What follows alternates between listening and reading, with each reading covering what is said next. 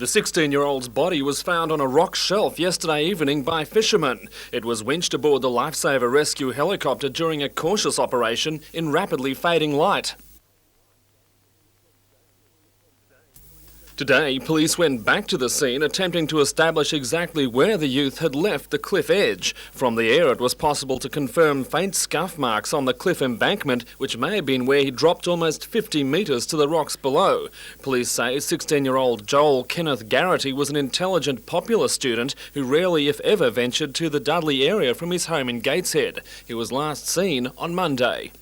Initially reported to us about 8 o'clock on Monday night, and then his mother became concerned on Tuesday morning that he hadn't returned home, and reported it to the police. Detectives have begun an intensive inquiry to establish Joel's movements. They're interviewing school friends and acquaintances to determine why he went to the cliffs and if there was any motive for possible foul play. Well, we're trying to piece together his movements, and if we can get that information from him, as I said, his friends, associates, anybody that may have information, it'll certainly help us with our inquiries. The last confirmed sighting police have of Joel was at 12:30 on Monday outside this aquarium on Bulls Garden Road at Whitebridge. He was in the company of another youth who police are still seeking. The cliff where Joel's body was found is bordered by dense bush. Police say they may conduct door-to-door inquiries at nearby Deb Street in the hope of finding anyone who may have seen the youth in the past few days. Tom Hilston, NBN News.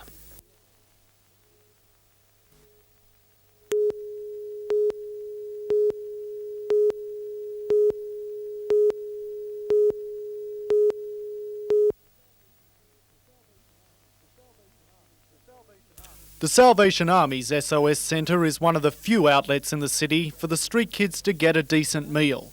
But that hasn't stopped a few from biting the hand that feeds them. Staff arrived this morning to find windows broken, doors torn off their hinges, food supplies rifled and a petty cash box containing about $50 stolen. Centre manager John O'Sullivan believes the break-in is related to a scuffle yesterday when he evicted 4 street kids for bad behaviour. These particular clients rebel very much against authority of any description. The salvos say vandalism to the centre has become common. The staff had not even finished repairing damage from a break-in last week when this latest incident occurred. And the attacks aren't limited to property. Lieutenant O'Sullivan was recently kicked and punched by 4 youths in the centre. The staff here really have to be mentally strong to be able to cope with the sort of abuse that we constantly are getting from some of these young people. Only a few. The majority of the young people come here are fair dinkum and want to be helped. Although the salvos say they have no plans to shut the centre, the street kids are concerned if the vandalism continues, they could lose one of their most vital sources of support. Whoever done it's just wrecking it for everyone, and then that gives all the street kids a bad name when it's only, very few that are actually going in there and trashing the place. Not good at all. It makes street kids get hungry and that. Vandalism has also caused the SOS Centre and the Maritime Services Board to abandon plans to convert disused harbourside storage sheds into emergency accommodation. The MSB will be welding the doors shut next week, and that leaves about a dozen street kids, including 16-year-old Sandy, without a roof over their heads.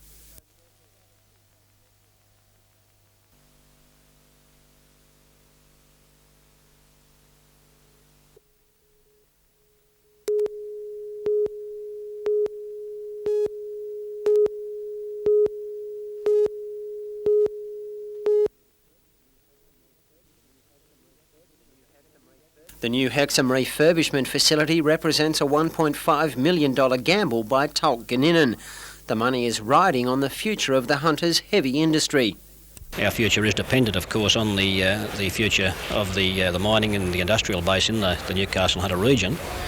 But we're trying to establish ourselves now in a new situation so that when things do turn for the better, we'll be in a position to take advantage of it. In officially opening the plant, Energy Minister Robert Webster praised the company's positive outlook. I think it's tremendous that Tolkieninen have made this commitment at this particular time. They, of course, repair a lot of electric motors from the Elcom power stations and coal mines, as well as the private sector up here, and full marks to them. Designed to service the electrical motors and generators used by the Hunter's steel, mining and power industries, the plant currently employs 34 staff and now has the excess capacity needed to significantly expand its operations.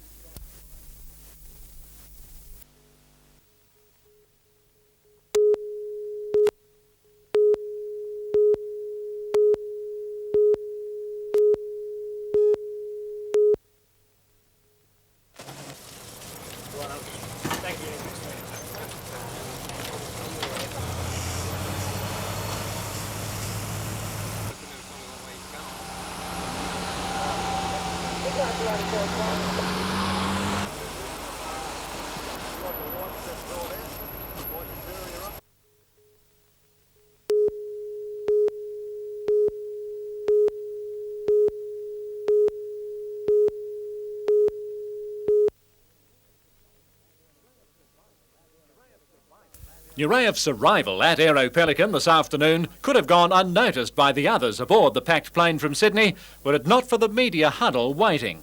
The dancer was friendly in the extreme and pleased to be told of Newcastle's love of ballet. However, it was the beauty of the region that impressed the man who has seen most parts of the world. Yes. But you have beautiful nature, so much water, wonderful. Yes. Your farewell tour, is it going well? Yeah, saying goodbye right and left with great speed and vigour.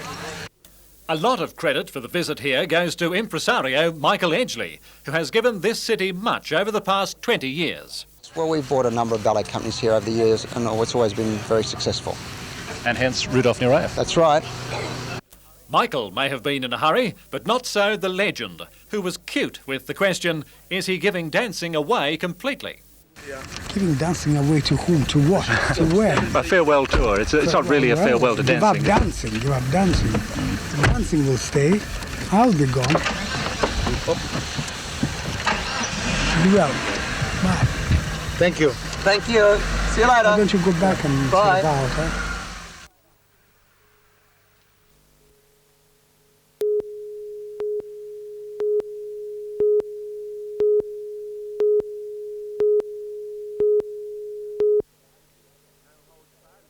No holds barred in the opening of the Super Sedan feature. Peter Garrett found the concrete fence immovable. From then on it was foot to the floor as Pine, McEwen, Robertson and Bajan pushed their Super Sedans to the limit, and it was anyone's race to the end.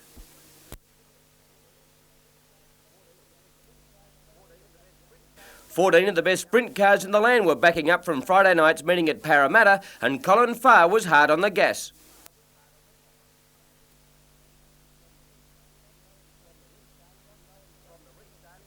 From the restart, Ron Bowen's black machine skirted the outside in a flying start, but Jamie Little stole the early laps. Charging through the field was Brooke Tatnall, and he gobbled up Bowen in his pursuit for the lead. Then it was Little's turn to feel the pressure of the young gun, who from the front never let up and cruised to victory. At Fields End Oval East Maitland today, Nick Ahern, a member of Australia's Olympic squad for Barcelona, cast an approving eye over the junior athletics talent on show at the annual pentathlon. Ahern is ranked 4th in the world for the 20-kilometre walk and is the current Commonwealth and Australian record holder for that distance. Ahern was impressed with the development of the little athletes in the East Maitland district after lecturing competitors and coaches alike 12 months ago.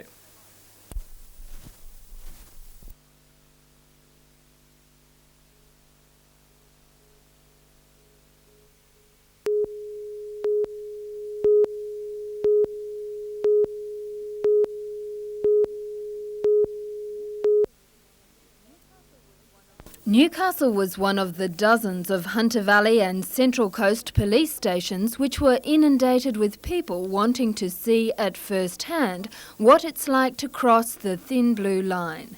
As part of Open Day, the crowd followed in the footsteps of those who have been arrested and charged. Open Day has been designed by the police service to open up the station to let the public have a look at how a police station works. These visitors were on the right side looking into a recently vacated holding cell. Drinking and driving, domestic violence or drug dealing may land the offender in a Spartan police cell like this while awaiting their court appearance. While many people may have been deterred from formally testing the system, police hope this experience will foster better relations between the community and the force. It's a sort of an encouragement thing too, to make people feel more confident about their police. Confident enough, we hope, to come back and at other times and talk to us. Other facets of the job were also on show, including displays by the Highway Patrol, Water Police and Crime Stoppers. Jane Anderson, NBN News.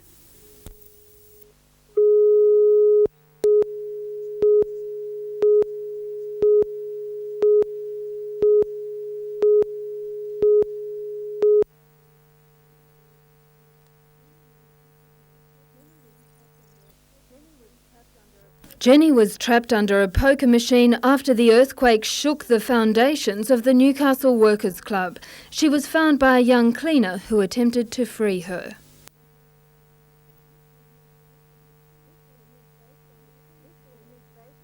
This scene is based on a true story. Paul Makem is an actor in the play, but he's also one of a small team of researchers who recorded interviews with some of the people who were in the club at the time of the disaster. The script is drawn from these interviews, with very few changes made to how people actually told their stories.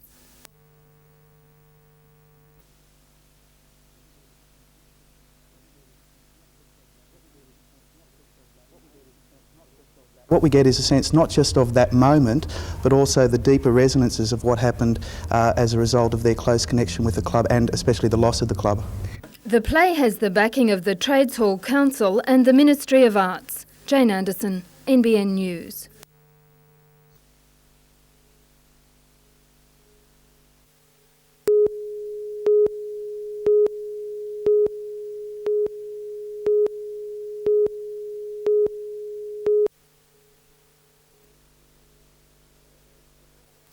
In its submission to Minister Causley, FAI said discussions have been held with unions over a possible closure on technical and economic grounds. This means that, in the company's opinion, Lambton has reached the end of its effective life. The colliery has been a touch-and-go affair for several years now. 12 months ago, 73 miners were retrenched. Currently, there are 158 employed. Only last week there was a 2-day strike over FAI's efforts to end production bonus payments, a step the United Mine Workers Federation will not allow to happen. The pit has no washery and supplies raw coal to BHP's Newcastle Steelworks coke ovens at export parity prices, and these have been dropping. And it's an expensive pit to operate, using the old-fashioned and relatively inefficient board and pillar extraction method. FAI Chief Executive Rod Austin would not answer questions following a board meeting today, and the United Mine Workers Secretary Mick Kelly was unavailable for comment. Minister Causley will now consider the submission from the company and is expected to announce a decision by the end of next week.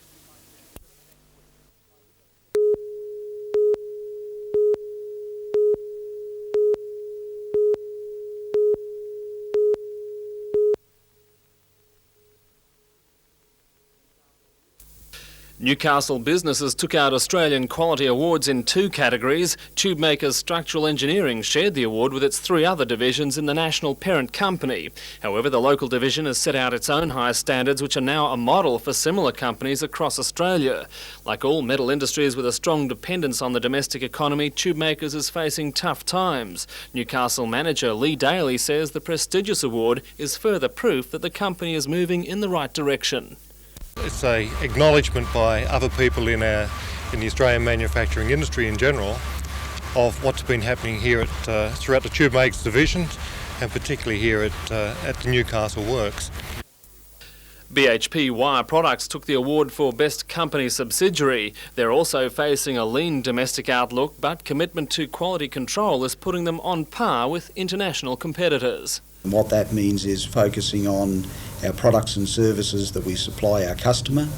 It means focusing on labour productivity, and it means focusing on improving our cost structure.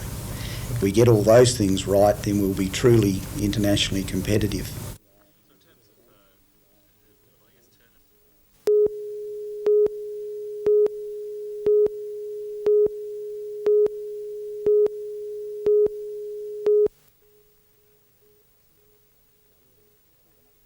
really, even up to the day before she died.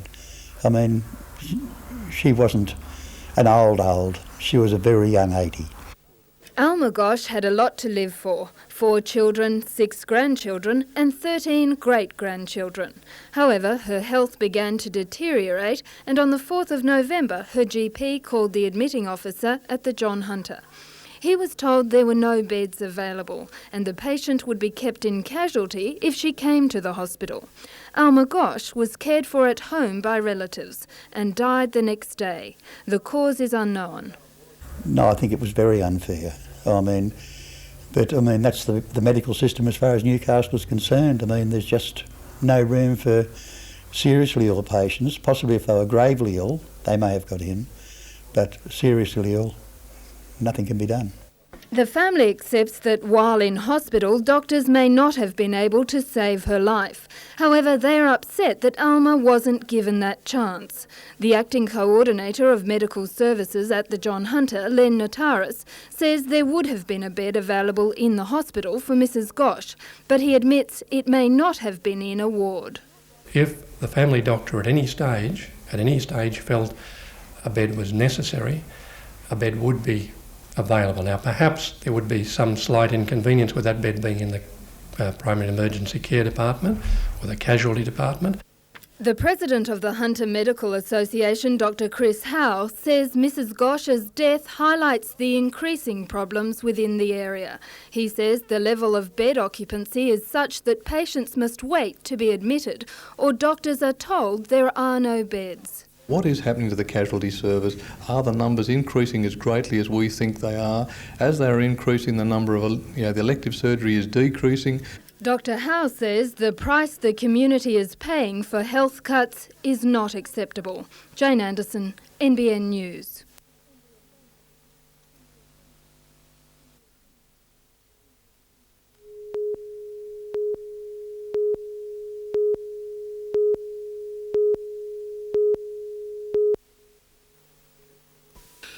This release of 30 healthy Australian bass into the Hunter River at Belmore Bridge marks the end of 6 months hand-rearing by students at Maitland Primary School. Fish became part of the curriculum in every subject from maths to science, and the youngsters had a first-hand look at the food chain.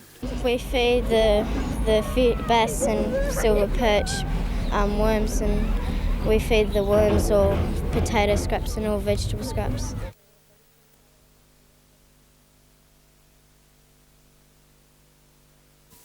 While the bass reluctantly tasted life in the wild, 80 silver perch also raised at the school were being released at Glenbourne Dam. The project is supported by the Department of Fisheries as well as angling clubs, both of whom believe the fish have a good chance of survival. I think it should have an impact because even if we've increased the numbers just here in the local river by 20, that's still going to have a compounding effect in the future, so hopefully we've done our bit. Fisheries officer Roy Mills says the idea was adopted from a similar scheme in Canadian schools.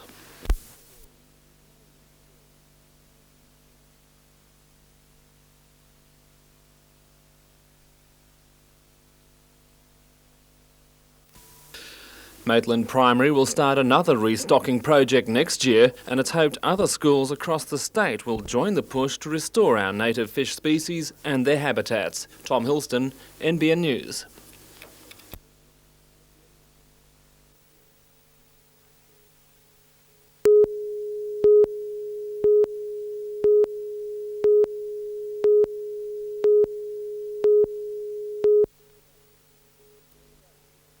Built about 60 years ago, the Tomago complex has proven a reliable emergency source for the Hunter Water Board. It's a wonderful backup to have.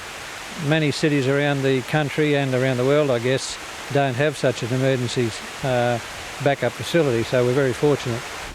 The facility has lain idle for the last 4 years, but with above-ground resources drying up, the Water Board has been forced to spend some $200,000 recommissioning pump and spray stations and the No. 1 treatment plant.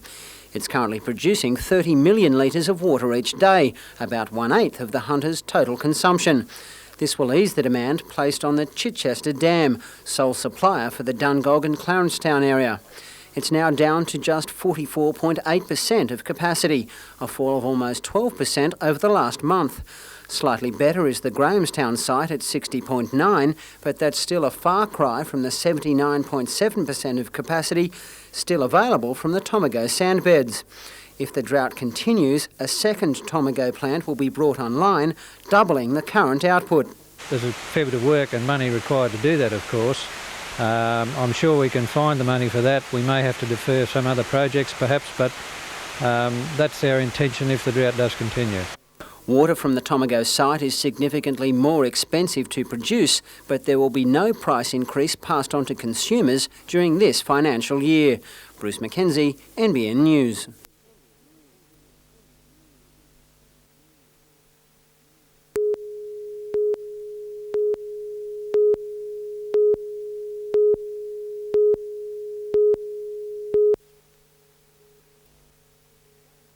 The display included facilities from local libraries and some from the State Library in Sydney.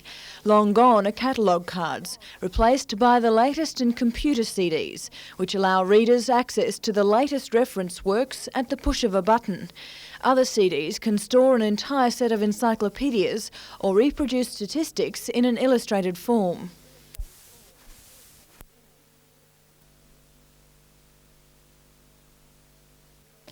This is the most up-to-date library equipment for the sight-impaired. It scans the pages of a book and translates words into sounds. It can even help people who can't get to the library. We can connect it up to a cassette player, so we can put information onto a cassette and send it to people in remote areas. And also we can put it onto a floppy disk, so that blind people who have voice output computers in their home can use this. This video disc stores 7,000 images from across the country, providing almost instantaneous access to historical photos. This computer is from the State Library in Sydney, but the good news is the Hunter will soon have its own version. Newcastle Library are currently working on a project whereby they can actually provide the region's photographs on a video disc. That may be a few years before that comes to fruition, but the State Library have funded that, and I think that's going to be a tremendous resource for the Lake Macquarie and the Newcastle and Hunter Valley area.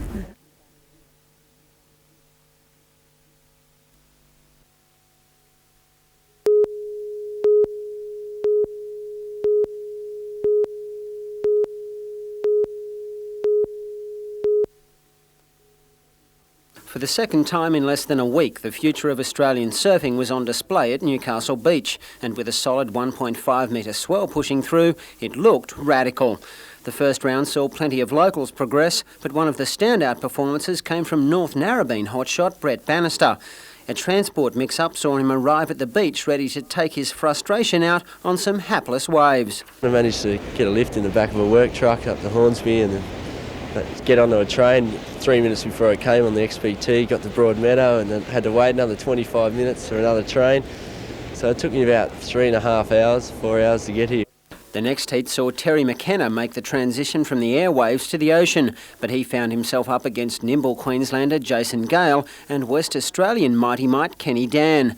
The seeded surfers will begin to assert their authority tomorrow, and those leading the race for the Australian Pro-Am crown will appear on Sunday. Bruce McKenzie, NBN News.